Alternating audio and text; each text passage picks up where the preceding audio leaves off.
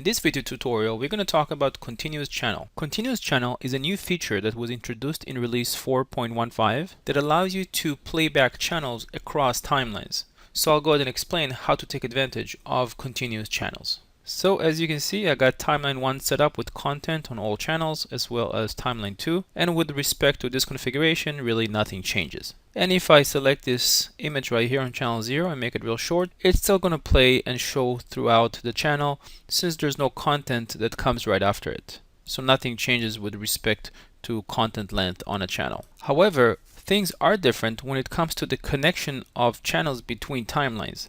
So for example, if I take this channel 1 right now, play it all the way to the back just like I do, and then go to timeline 2, of course when it reaches timeline 2 it'll go and switch into this video, arrow left.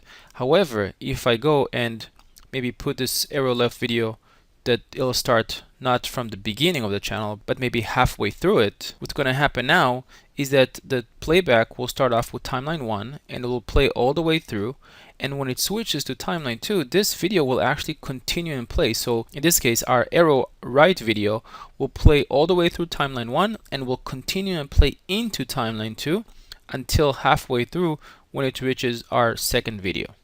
So essentially continuous channel allows you to play channel content through timelines as long as there's no content at the beginning of the following timeline.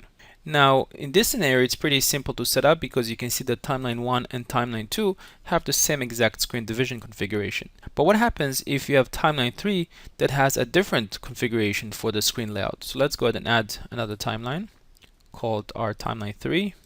But this time we'll go ahead and select a different screen division configuration and just add some content. But in this case we're not going to put the content right off the beginning.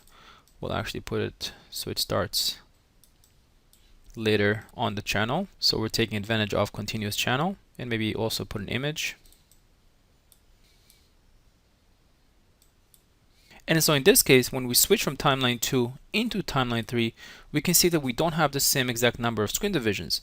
So the system will try its best to actually map the screen divisions using their index numbers into the following screen divisions.